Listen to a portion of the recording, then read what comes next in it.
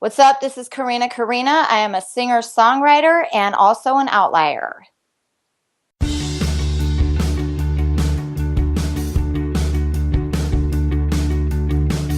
Welcome to Outlier on Air with Ever Gonzalez, the show where we interview the founders, disruptors, and mavens of the world.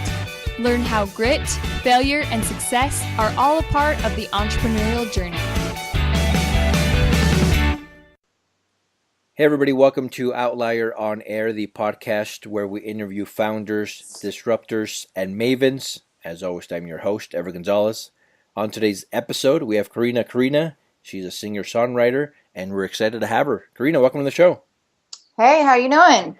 We're doing great. Now, this has been quite a process, right? We've tried to have you on the show, I don't know, like 4 or 5 months, maybe longer.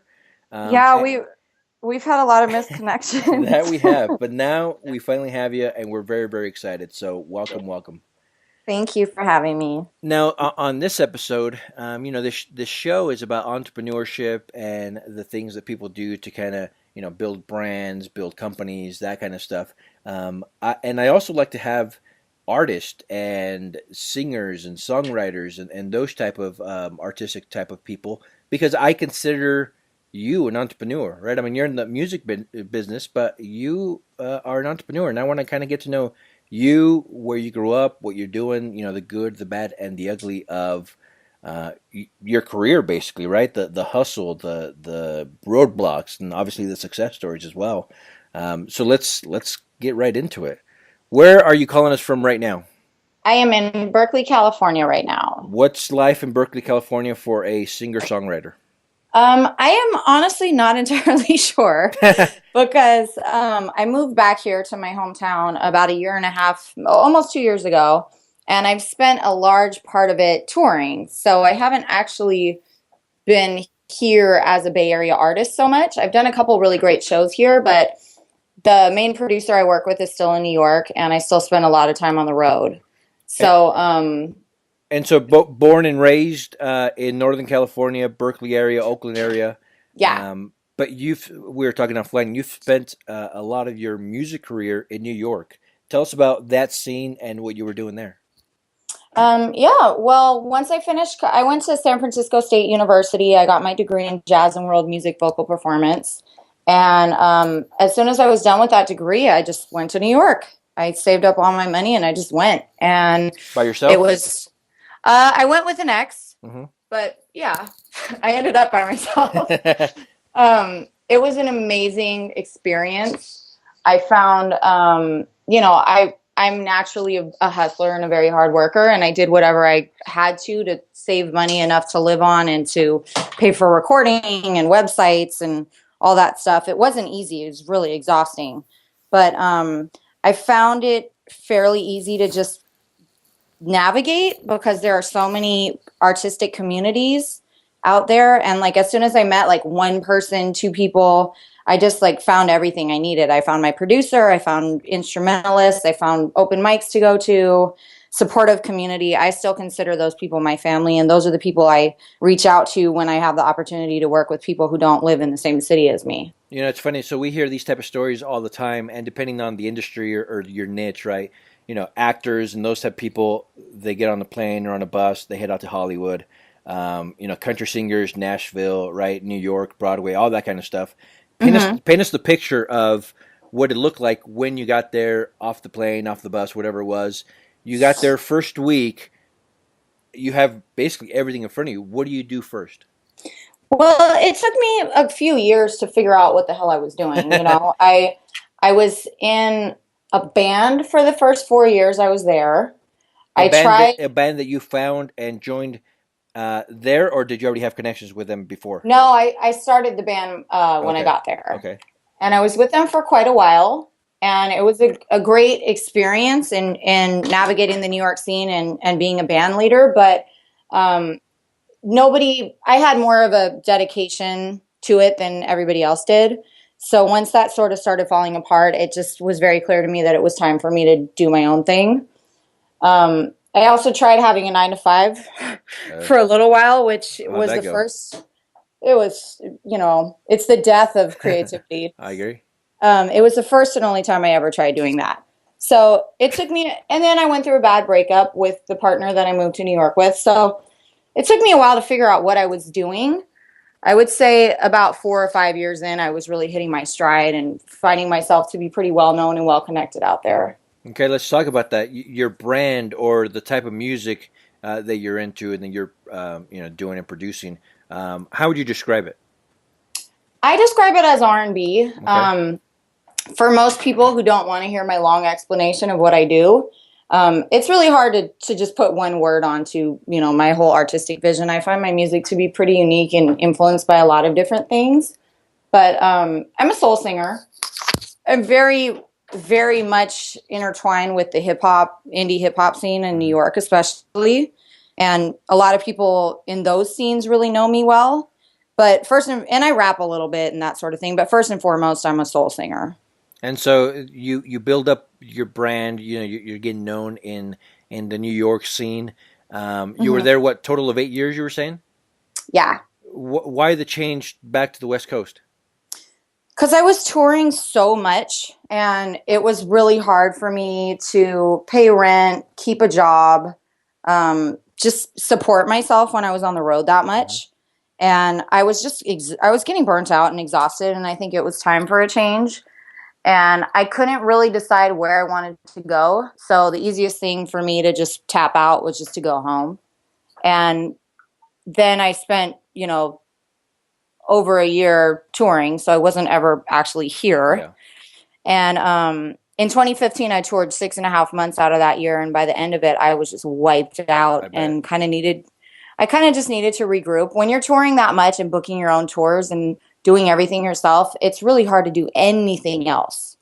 And so I came back here in November just wanting to get financially stable, feel a little bit healthier, and do some recording and all the things on the back end that I wasn't able to do when I was on the road all the time.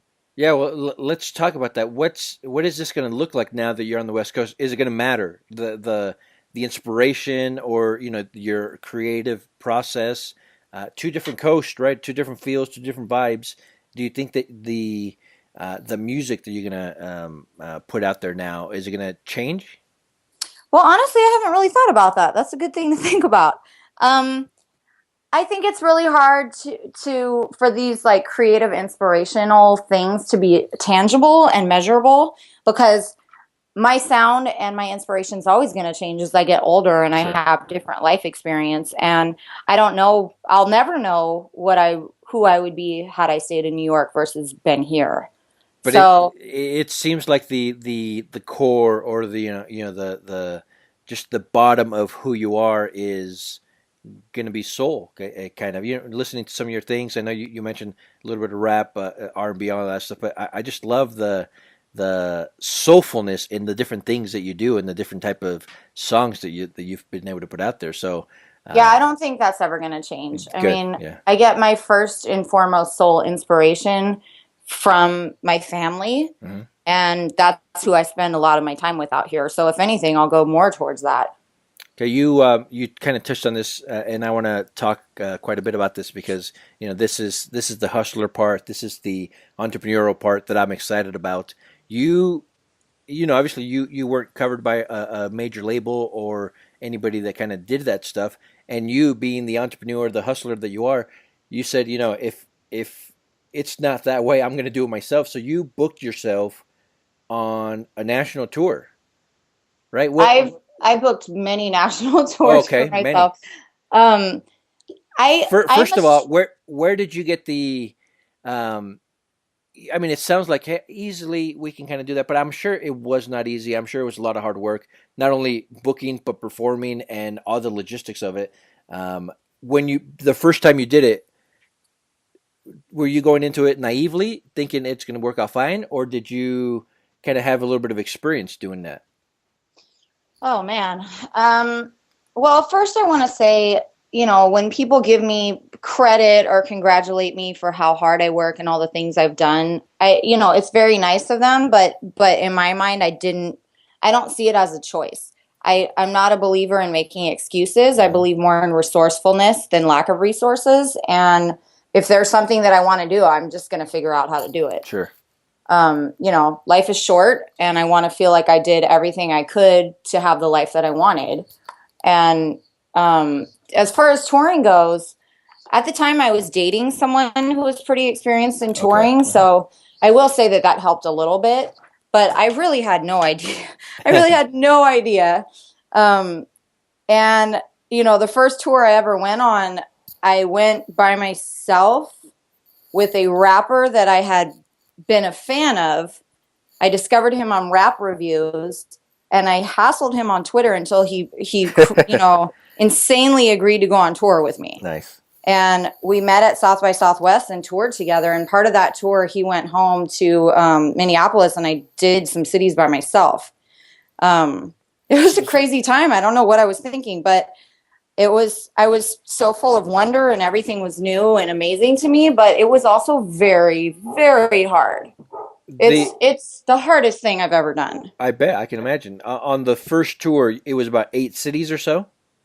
I think it was about 12. I was Okay. out for a whole full month, including South by Southwest. So for that first tour, these 12 or so, excuse me, did you have them already booked, or were you kind of booking them as you went along? Oh, no, I had them booked well in advance. Yeah, good. Definitely. And, most of these, when you're starting out, even now to this day, sometimes you just have to take what you can get, depending on the night and, what city it is. I'm not a well-known name, and I didn't at the time have anybody supporting me, and nobody knew who I was. Mm-hmm. So a lot of it is just kind of like, can you just give me a microphone and let me play? How were you received by the audience? I think I was received well. I mean, I've definitely had my share of shows where people don't care. But I haven't ever been booed off the stage. And, part of it, I have no, I am well aware that a lot of why people work with me and like me is because they like me. They like my personality. I'm good with people. I'm kind. I'm gracious. And a lot of times that's far more important than how much they like my music. Were you negotiating? Are they contracts? Are they handshakes? How do you even do that when you're booking your own show? Pretty much handshakes. I mean, a lot of these shows starting out were just like cold emails. I mean, this is hours and hours and hours in front of my laptop. Like, I can't stress to you how many hours. And some of them were contacts from other artists and, word of mouth. I mean, it's definitely great to have word of mouth or somebody that you know personally, but starting out, you just take what you can get. And then over time, I saw what cities worked for me and who had my back, and I would sort of plan tours around that. Okay, so now you're home. Now you're kind of you're saying you're resting. You're kind of regrouping. What's I'm definitely not resting, but yeah, I'm sleeping in the same bed every night. Good, if you want good. To put it that way. So what's the next step? What are you doing next? So many things. Right now I'm having my website rebuilt, and I'm sort of like rebranding, relaunching, cleaning up my online presence, which has been neglected like everything else was when I was on the road that much. I'm doing a lot of writing, blogging, poetry, that sort of thing. And I also have a mixtape that I'm going to release in October along with a video, and my next full-length album that I was working on in New York on and off the road for the past year is almost done, and I'm going to spend the fall and winter shopping that to labels. Okay. So you kind of brought up the blogging and the things you're doing there. I want to get into that here in just a bit, but before we kind of jump into that, your albums, does this make 4? How many do you have? It's the third full length. Third full length. Okay. Tell us about the first one and that process. So the first album, The Eargasm, that came out in 2012, I think. So basically, I feel like my whole life led up to the release of that album. I mean, being a solo artist was really terrifying, and it took me a long time to figure out how to do that since I don't play any instruments very well. and I just didn't have any kind of foundation for how people get these things done. And when I left my band, I guess I sort of put out into the universe that I wanted to find a producer who understood my vision and wanted to work with me. And then I met Willie Green. And it was like instantly we were like, I don't even remember if we ever actually had a conversation about doing an album together. We just did. It was like kind of understood that we were doing an album together. And I couldn't have done it without him. He really understood my vision. He helped me through and through. And it was like, they say your first album is kind of like the story of your whole life leading up until then. And, there are things I could have done better now, but that album is an important piece of work, and it meant a lot to me to finally have like a tangible thing to prove to people that this is what I do. So let's talk about the technical part of it. Was it everything, the process anyway, maybe not the outcome, the process, was it what you envisioned, growing up as you're thinking, I'm going to make an album? Was that whole thing right up there, or was it completely different from what you envisioned? Well, I wasn't in a multi-million-dollar recording studio Yeah. with Evian. I Yeah. mean, it was in a home studio, Okay. but in terms of the artistic freedom that I have, that was really rewarding. But also looking back, like I didn't trust my vision back then or even know my voice back then as well as I do now. I trusted Willie a lot. I trusted his direction a lot. I wasn't a huge risk taker at the time, but I did the best I could for where I was, and I was very, very honest, like I still am and always have been. And you can hear it in my lyrics. There's some really deeply personal material on that album. And so from the first album to this next one, what has changed? Maybe not in your life, but your philosophy, your approach to music. Well, I'm definitely a bigger risk taker and I trust my instincts more. My voice is stronger. I'm way more experienced. It doesn't take me as long to figure out how I want to record a song because I've sang so many times in so many circumstances now. And I wouldn't say I'm darker now because I always have been kind of dark, but I've been through more heartbreak and more hard times, and I'm a little bit more, look out for number one kind of mentality than I Sure. was when I was a little bit younger, which I think definitely comes across in my music. When is this coming out? As soon as I can find a good home for it. Okay. Ideally it would be next year, next summer, next spring, but I'm not going to, this isn't something I'm going to throw up onto Bandcamp or beg my friends to listen to it. It's too good for that and it deserves more. Sure. Now, with your vibe, your music, I know your parents were political activists and growing up how you did and where you did, and we'll get into that in just a sec as well. But I kind of get this vibe from you.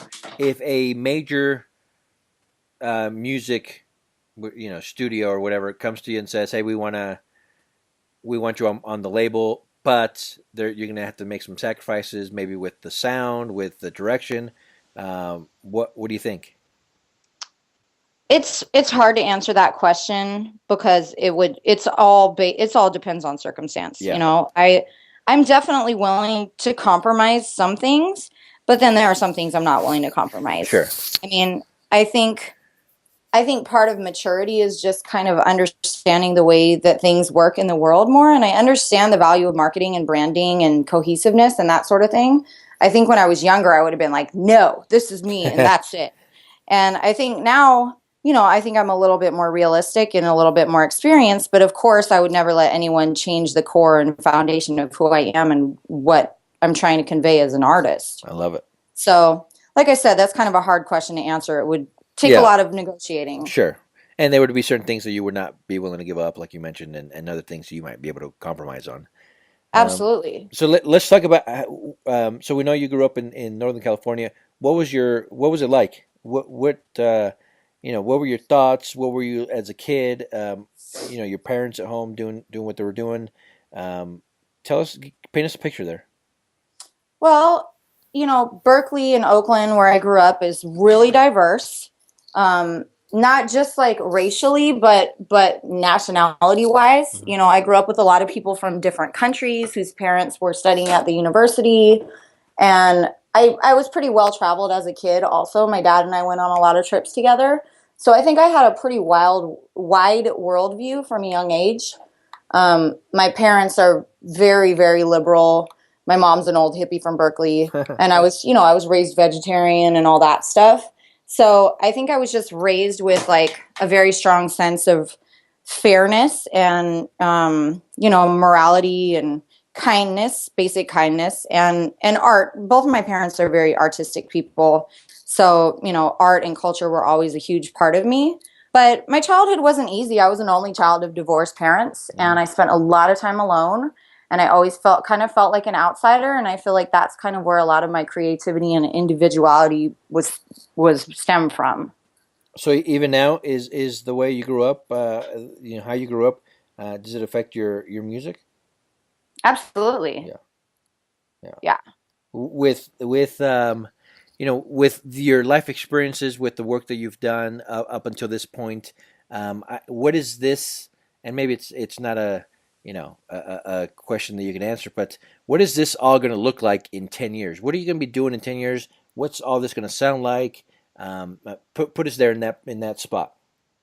God. Well, I know what I want. I know what I want, but I also know that we never know what's going to happen. I Sure. mean, my life looks crazy different than I thought it would a year ago, But, I would like to not be working so hard to make a living anymore. I have a full-time job because I definitely, I mean, most of the reason why I work so hard is so that I can have extra money to spend on music Sure. stuff. I have to work that much harder to go beyond just supporting myself. You Still, you have a full-time job outside of the music, right? oh yeah, Yeah. my music costs me more money than I earn from it. I can And understand that. that's the reason I left New York. But I work very hard in my full-time job, and then on my quote-unquote free time, that's when I spend time on my music, and I sacrifice a lot of my social life and other things that people do because this is that important to me. But so in 10 years, I'm hoping that music sustains me enough that I don't have to have a different job, Hmm. and that I can have a comfortable life and spend time with my family and relax, and having days off actually be days off. Um, but I would like to evolve as an artist. I see myself becoming more and more soulful and bluesy because that's kind of just me going back to my roots, and more involved as a writer, and just continue to be honest and authentic. Is there a point where you would be like, you know what, I gave it a shot.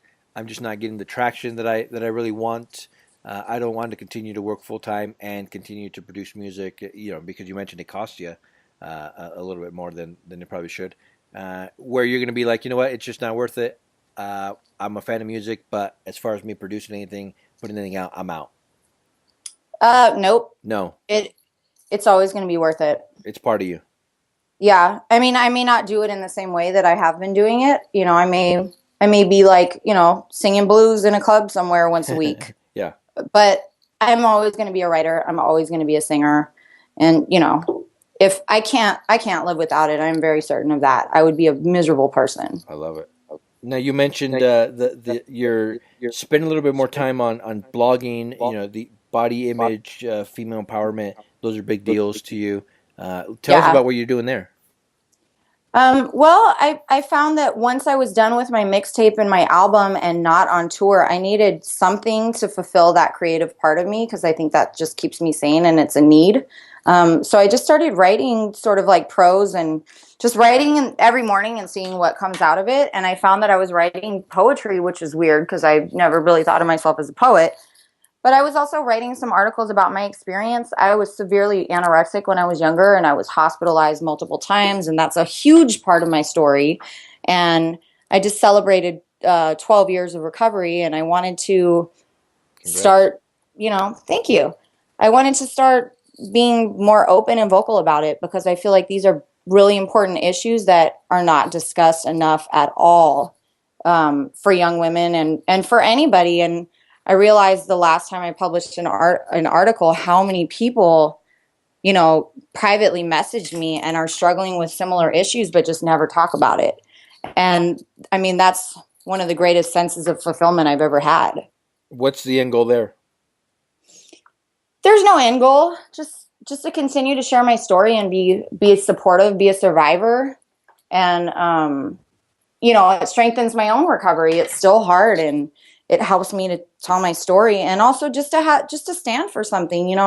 Being an artist, it takes a lot of selfishness and a lot of being very having a lot of boundaries and guarding my own personal time and energy a lot. And sometimes I feel like I'm not giving back enough. And when I do things like that, it's really fulfilling, and it makes me feel like I have a sense of purpose beyond my own artistic vision. I love it. I think obviously any positive impact that any of us can have in society and our community can go a long way. So congratulations for that. Absolutely. Congrats. Thank you. Yeah. Let's talk Go ahead. about. So at the end of the day, right? How do you want to be remembered? I want to be remembered as somebody who is honest and authentic and brave and kind. I mean, I'm a connection driven person. That's what gives me life, is just connecting with other people, whether it be through them hearing my music or reading something or just hugging me. And I want people to feel like they were connected to me in some way. I love it. That's a good answer. Now, Yeah. we have a lot of, like we mentioned, we have a lot of entrepreneurs that listen to the show, a lot of music fans, but we also have some that, that are entrepreneurs in music, whether they're trying to do something with technology or with their own music, or they represent other bands and artists. Hmm. With your experience of the things that you've done, you've seen the good, the bad, and the ugly of all of this. Any advice that you would have for our entrepreneurs that are in the trenches that are trying to make this happen? Oh man. It's hard for me to answer that because I don't feel like I have it figured out. I can say, and I've said this a million times, is that I'm fairly certain that in any industry, being networking is the most important thing. It's more important than how talented I am as a singer, how good looking I am, how hard I work. If people don't like me, I'm not going to get anywhere. So being gracious, being kind, first and foremost, I think is the number one most important thing. And that's what I tell anybody who asks me for advice. And that's how I've made my connections. And as far as touring, that's how I've gotten people to let me stay at their house or book shows for me or keep in contact with me. It's because I'm nice to people. It's very basic, and say thank you a lot, and be aware of when you're taking someone's time or asking them for a favor, and respect that. So as far as anything else, there's a lot that I still have to figure out. I still haven't figured out how to make money doing any of this, but you have to find, because it's so, so, so hard and so much of it sucks so much. You have to love the parts that you love more than you hate the parts that you hate, if that makes sense. That's a perfect So answer. it's, no matter how much touring, there were definitely dark moments there where I was just completely exhausted and defeated, but I never thought about quitting, ever, because I love singing more than I hate any of the other stuff that comes along with it.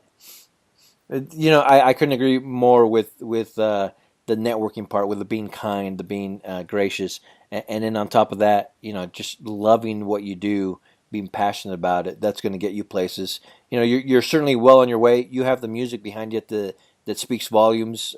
We would love to share it with our audience. So, with that being said, where can we find you online? So I am Corina. My website is Corina-Corina.com. And Bandcamp, it's Corina.bandcamp.com. Okay. And, it's hard for me to talk about these things at the moment because I have so much new material that I'm sitting on.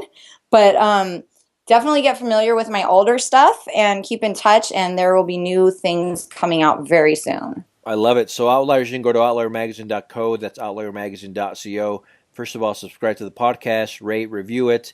But there we're going to have Corina's website, links to social media, links to her music.